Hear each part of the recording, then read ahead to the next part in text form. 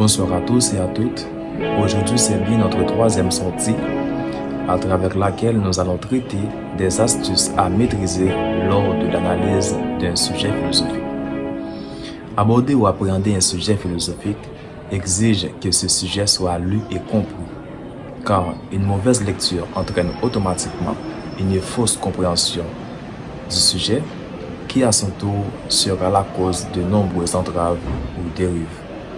Eh bien, à travers cette vidéo, nous vous apportons certaines astuces à maîtriser lors de l'analyse d'un sujet ou d'une dissertation philosophique. En fait, voilà les 4 astuces à maîtriser lors de l'analyse d'un sujet philosophique.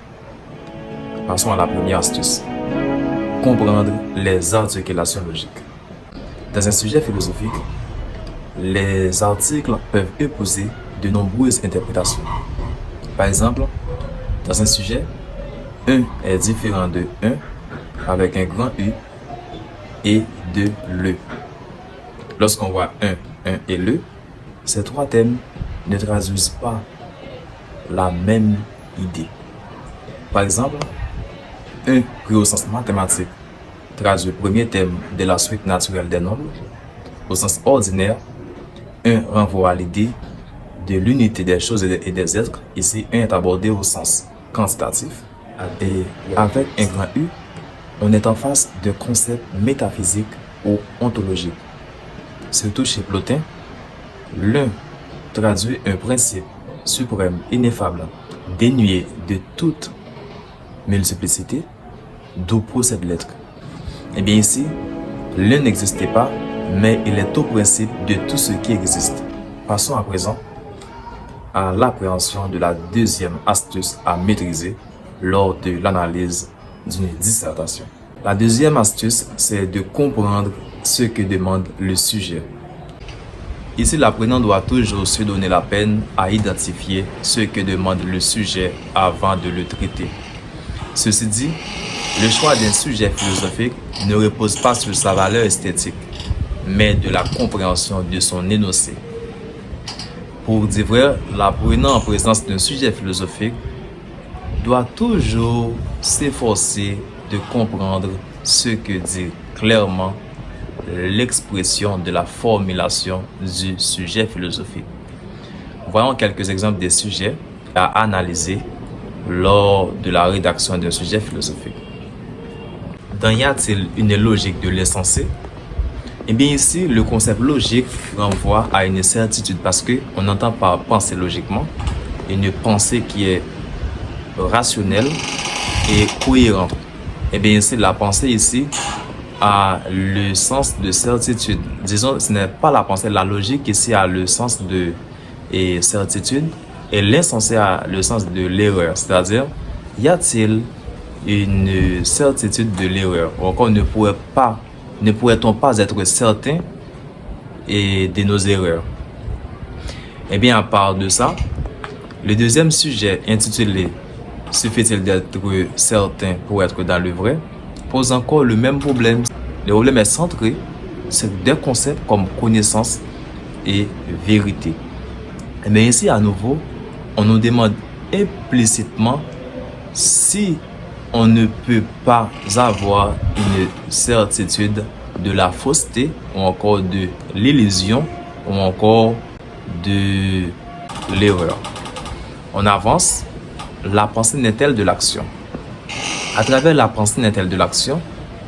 Ici, pensée, naissance et action n'ont pas leur sens premier. On va analyser ensemble ce sujet.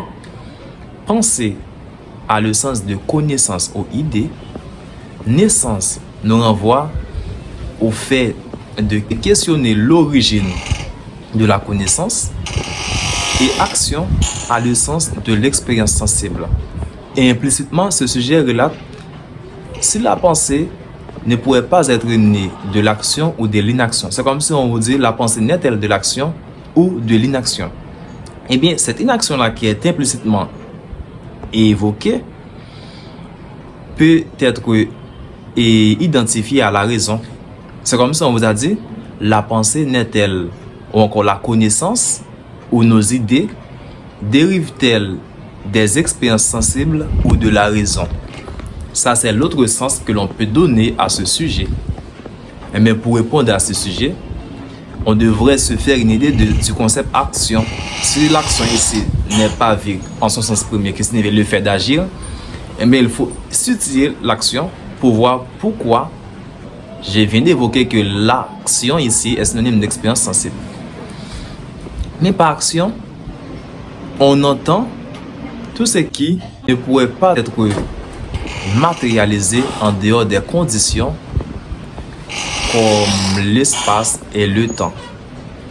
Eh bien, si une chose est manifestée dans l'espace et le temps, eh bien cela renvoie, suivant la thèse empirique, comme élément empirique ou encore élément sujet de l'expérience sensible. C'est ce qui fait, j'avais dit, l'action ici est synonyme d'expérience sensible.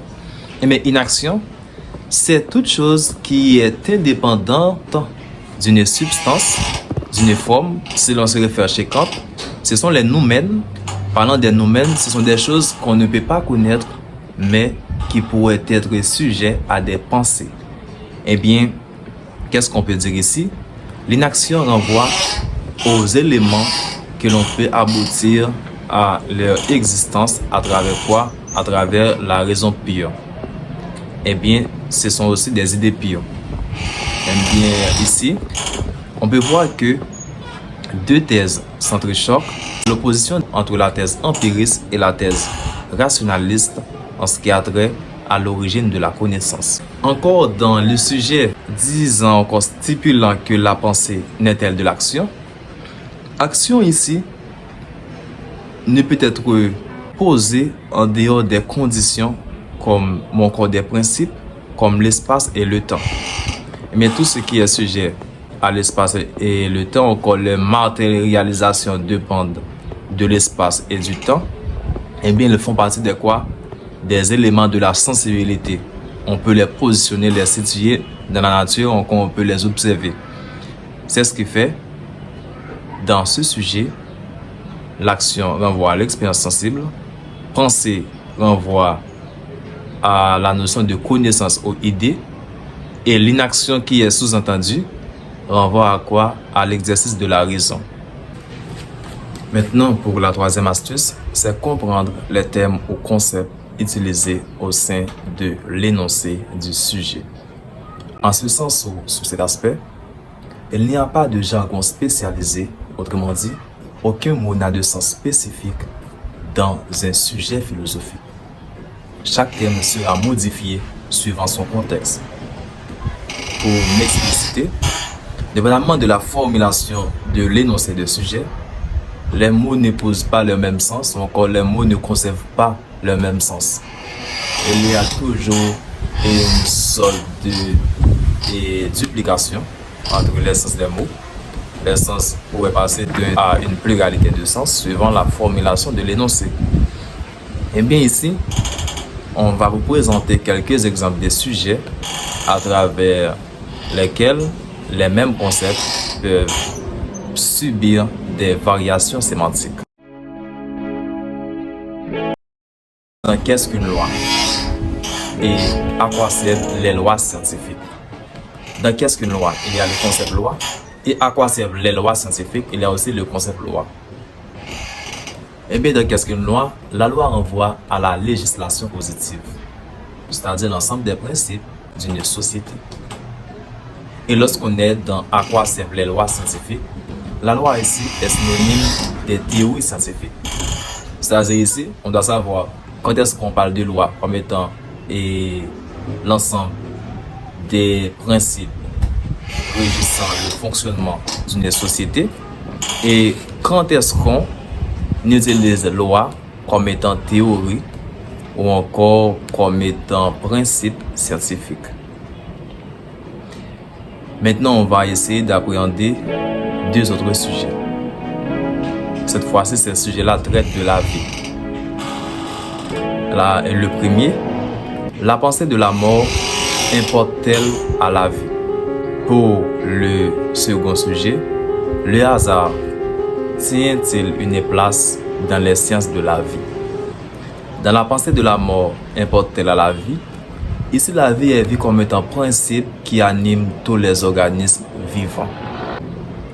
Et bien, dans l'autre sujet, cela renvoie à l'ensemble des disciplines scientifiques composant les sciences de la vie, par exemple la biologie, la botanique, etc. Mais ça veut vous dire que il faut toujours surveiller ces variations sémantiques lorsque vous êtes en train d'aborder un sujet philosophique. Comme dernière astuce, il faut éviter toujours de procéder à l'usage du sens étymologique des concepts. Ça, c'est la dernière astuce dont je vais vous laisser. Il faut toujours éviter de procéder à l'usage du sens étymologique des concepts. Pourquoi? C'est parce que dans la plupart des cas, encore des fois ou à 90%, les sens étymologiques peuvent nous induire à l'erreur. C'est-à-dire, cela pourrait nous amener hors du contexte du problème posé par le sujet philosophique. Et c'était ainsi ma troisième vidéo traitant des astuces à maîtriser lors de l'analyse d'un sujet philosophique. À présent, il ne vous reste qu'à vous expérimenter. Ça a été un plaisir d'être avec vous. À une prochaine vidéo. Merci.